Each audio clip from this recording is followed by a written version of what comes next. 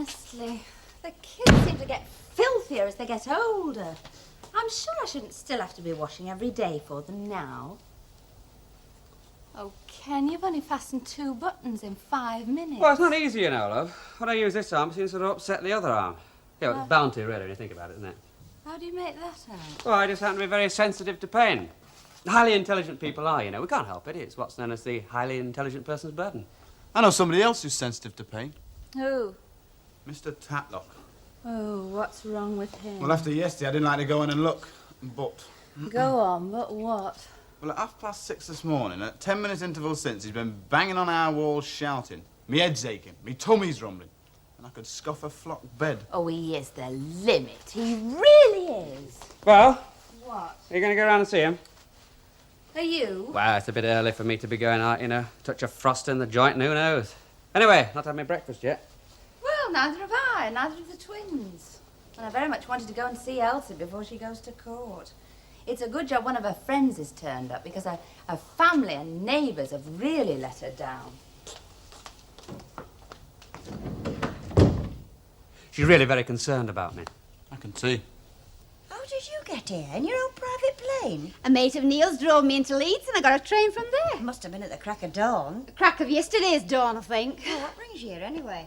Oh, come off it, Elsie. I rang Val yesterday. I got no reply, keep ringing here. Val told all, did she? Well, it's no secret, is it? No, of course it's not, especially after today.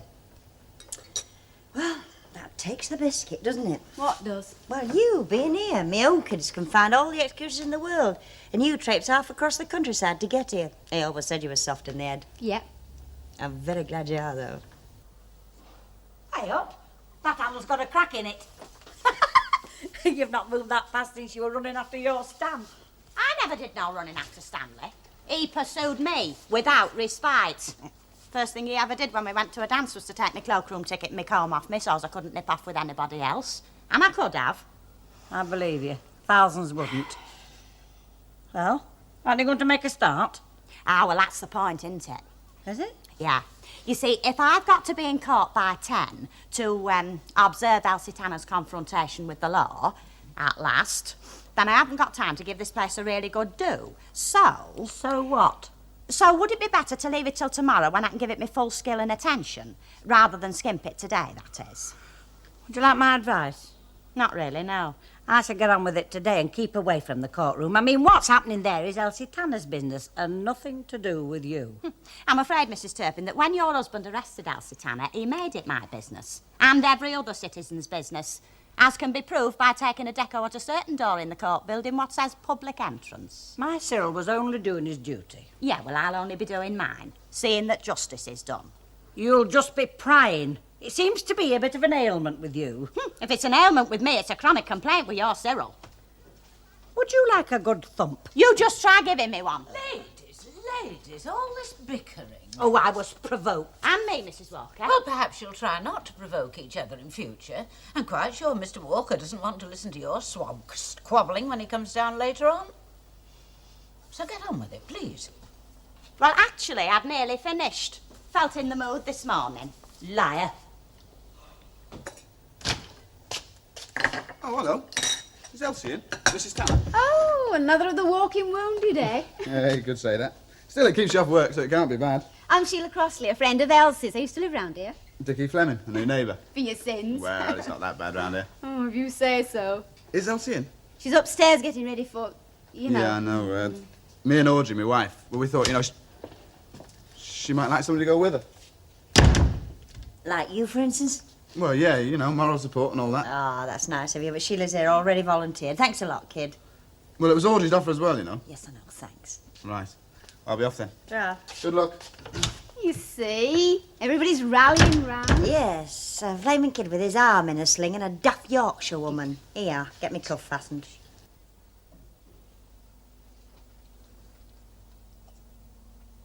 Well, Bit got soft side.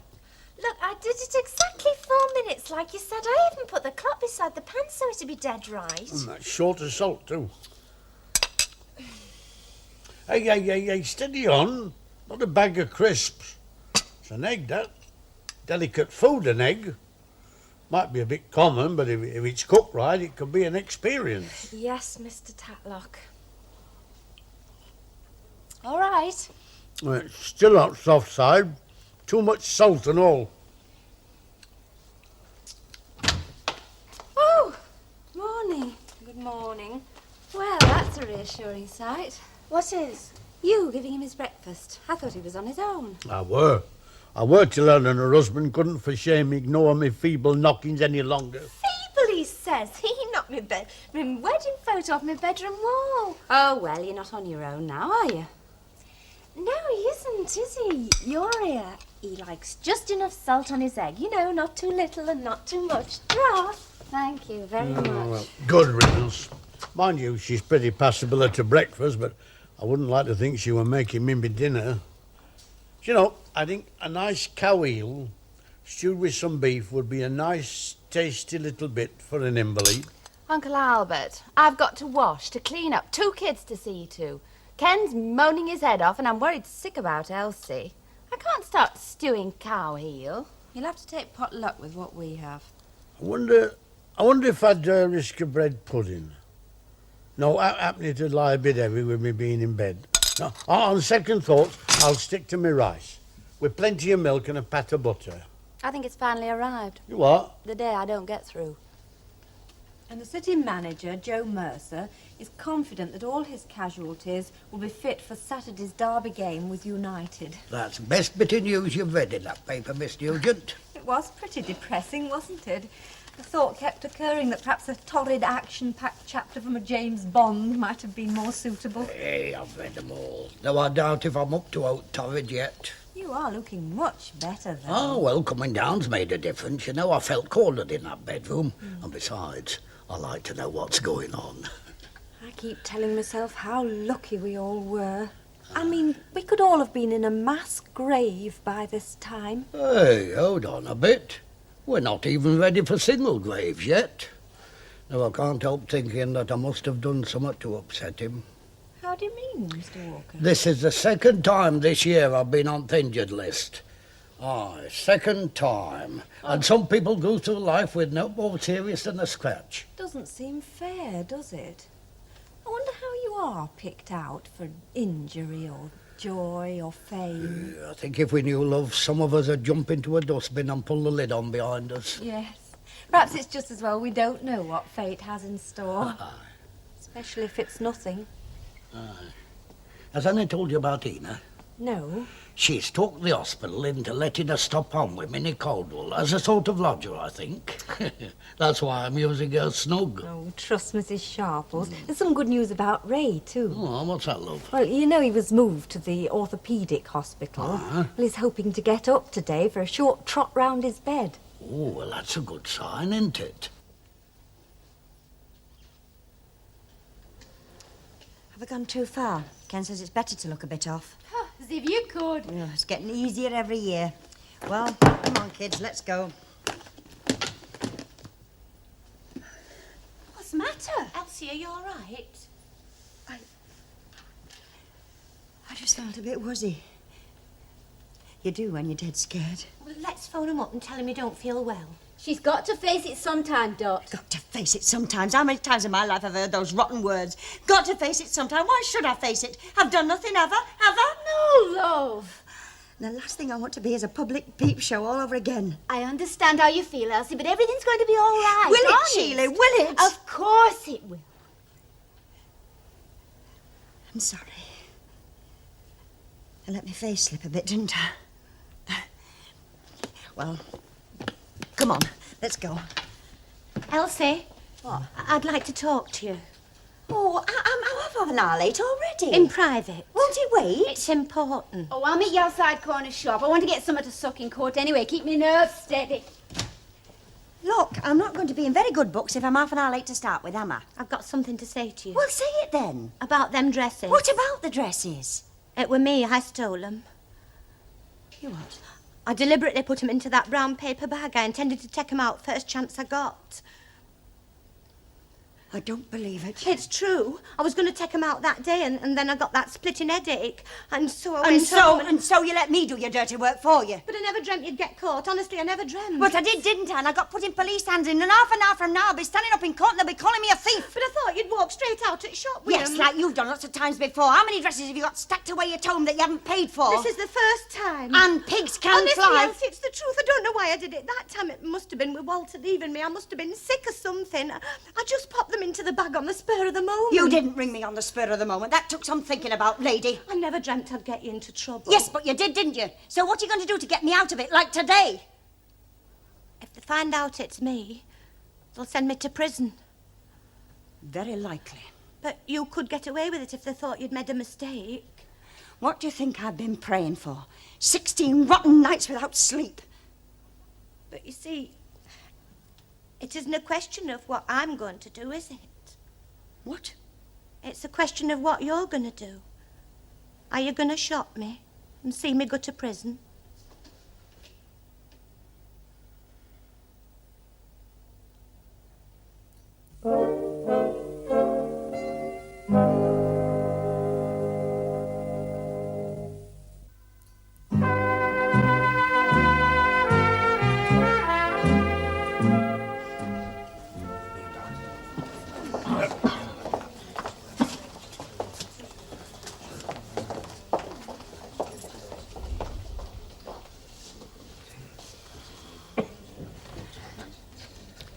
If them two spotty-faced kids don't stop staring at us, I'll go over there and land on one. Still, sitting in a place like this, they think we're fair game. All right.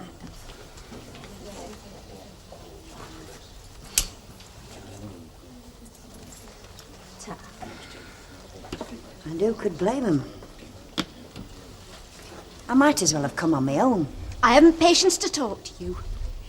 Elsie, you can't go in there and not say anything, not tell him about the dog. Shut up, Sheila. Apart from being daft, it's not right. You should tell him. Shut up, Sheila. I'll tell him. All right, I can't stop you and have Doc going to jail on your conscience. And what if you go to jail? I won't. How do you know? I've got one of them funny feelings that anything horrible that can happen in one person's lifetime has already happened to me. I won't go to no prison. You tell him. Tell him. It's Elsie's decision. Good morning, ladies. Good morning. What do I call you? Cyril, or is it Sergeant in here? I thought I'd just explain the procedure. Go on. Well, just before your case comes on, I'll escort you into the court. And when they're ready for you, you'll have to go into the dock. Into the dock? It's procedure. Aye, for criminals, yes. Well, nobody's a criminal until they're proved one. Meaning the dock's proof enough for folk round here, anyway. Well, the law can't be held responsible for folks' prejudices, Mrs. Stanner. Sergeant? Yes? No. It's all right. That's a good girl.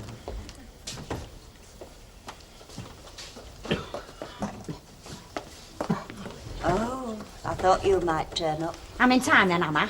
What for? The death penalty's been abolished. I know, not with my blessing though. Want me autograph? Oh, you're not that infamous, Elsie Tanner. Although I must say, you're trying very hard. You should have belted her. One thing I'll say for Hilda, she always runs true to form. Happen that's why we're sometimes put in jeopardy. So that we can count our blessings, you mean? Aye. Well, I've been counting mine, and I have rather an abundance. Try and get a nap, love. No word of what's happened to Elsie, I suppose? Early days yet, Jack.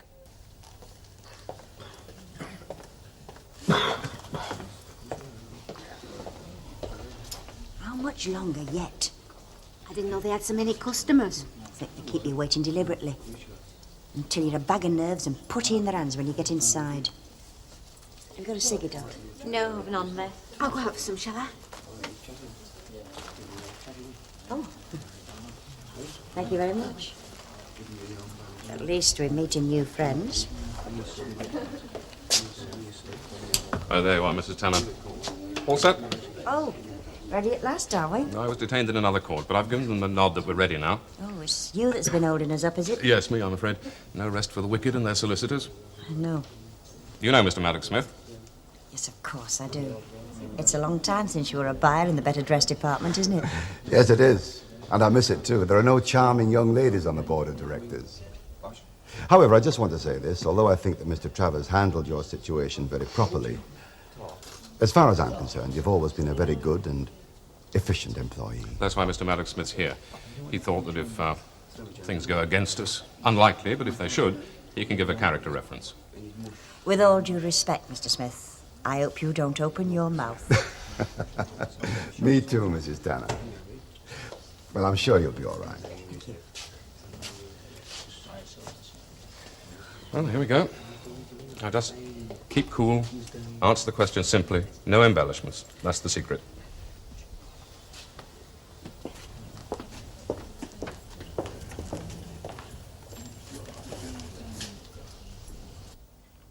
What about this one, Mr. Tatlock? Daily excerpts from that should prove extremely uplifting. Lives of the Saints? Oh, you must be potty. Hey, carry on with that where you left off. Page 43.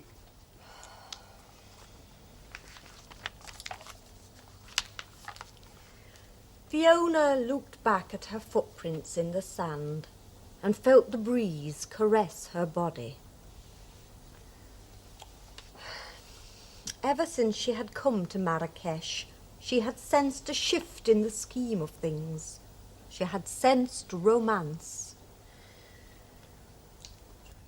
In the county of Lancaster did steal 2 dresses, value 18 guineas, the property of Miami Modes Limited, contrary to Section 1 of the Theft Act 1968. Now I have to warn you that on this charge you can, if you wish, elect to be tried by jury, which means that the case will have to go to quarter sessions. Now first, where will you be tried, here or at quarter sessions? Here.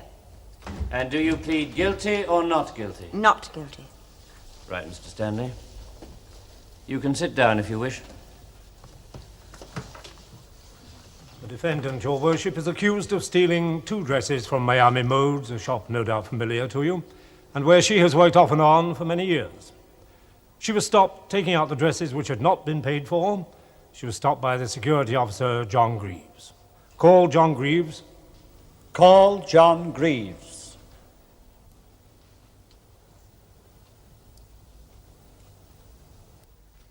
What is this then? A throne room? You think so? I've been treated like royalty. That's all right then. Is it? You know, them 2 women are killing me with kindness between them. I think they've both got me insured. Listen, I'll tell you what, if either of them are here more than 5 minutes, I'll come in and rescue you. All right? That's one of the reasons why I came down here, you know. There's safety in numbers. Oh, no, Mrs. Turpin. It's just a drop of soup. I mean, what harm's that going to do? No harm at all. But Mr. Walker is my patient, and I will provide his meals, his comforts, and indeed most of his company. So, if that is quite understood, perhaps you will get on with looking after the bar, and I will get on with looking after Mr. Walker. Anybody think I was trying to pinch him or something? But you know, Mrs. Turpin, wives are very possessive about sick husbands. Now, take Val. I literally have to order her to stop mollycoddling me. I do, really. No, that's not the way I heard it at all. No, me. No, Val says you ought to be tethered in a field alone, you see, so you can moan to your heart's content. Unheard, like. She reckons you're worse than Mr. Tatlock, and that's saying something. Nonsense, absolute nonsense. She loves doing the Florence Nightingale bit, providing, of course, that the cause is genuine, which it is in my case because of the complications. What complications? Well, it's hard to tell yet, but there'll probably be something before the day's out. The one that I hope won't get any complications is young Ray. Yeah, sooner he gets out of hospital, the better. Seeing as how nobody seems to care whether he gets any visitors or not. Oh, one way or another, it's going to be a day of decision for a few folk. And you're certain, Mrs. Greenhouse, that you asked the defendant to bring home only the white bag? That's right. You made no mention at any stage of a brown bag? No. Indeed, you were totally unaware of the existence of a brown bag? Yes. Thank you, Mrs. Greenhouse. Just stay where you are. You were ill that day, Mrs. Greenhouse. I had a blinding headache, yes. Did you have a blinding headache when you phoned Mrs. Tanner at Miami Modes? Of course. So it's possible, in fact probable, that your speech wasn't all it should be. You know, curt, garbled, low, perhaps? I suppose so. And my client did indicate she was very busy.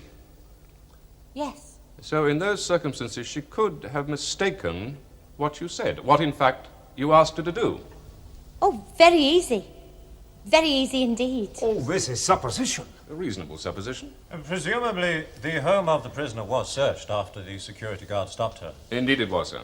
And no other illegally obtained goods were discovered. No, sir. As I'm sure the Chief Inspector can confirm. Well, that's true, sir. I can call evidence. No matter. Was Mrs. Greenhush's home searched also? She was living with the accused at the time, sir. Indeed. Yes, sir.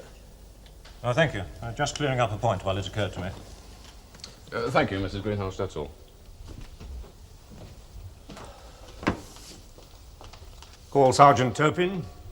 Call Sergeant Turpin.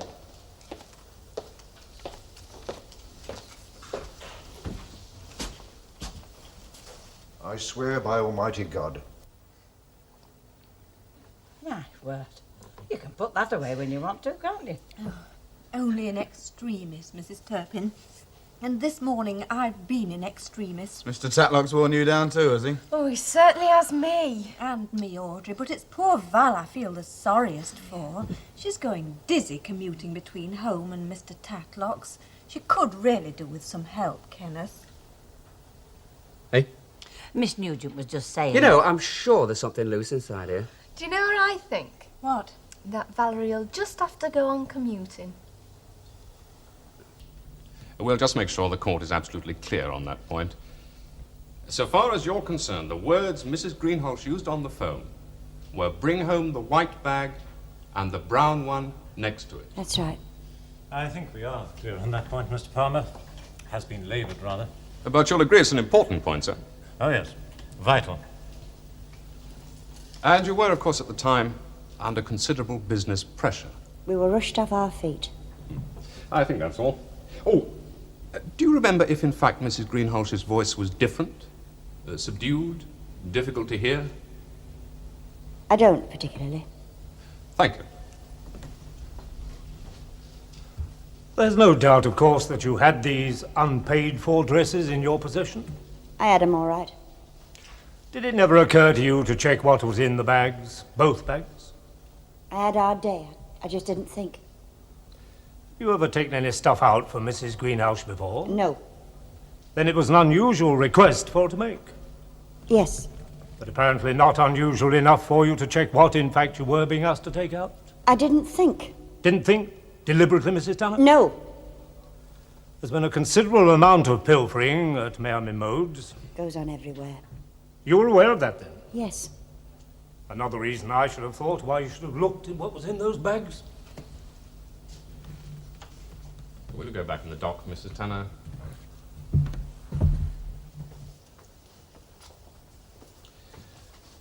Your Worships, you've heard my client. You can hardly help but have been impressed by her directness and frankness. Our entire case, of course, rests on what words were actually spoken during the phone conversation between Mrs. Greenhalgh and Mrs. Tanner. There is also, of course, the evidence of possession of the dresses, Mr. Palmer. Oh, quite so. But we say that Mrs. Tanner was innocently in possession, sir, and it's my submission that the prosecution have failed to prove otherwise. One thing about the phone conversation that intrigues me, Mr. Palmer. Yes, sir? Words like brown bag and white bag being bandied about. Now, surely people would tend to say, bring the bags, without identifying them so specifically and, so conveniently. Apparently, in this case, they did, sir. Yes. Well, I think we should retire. All stand in court.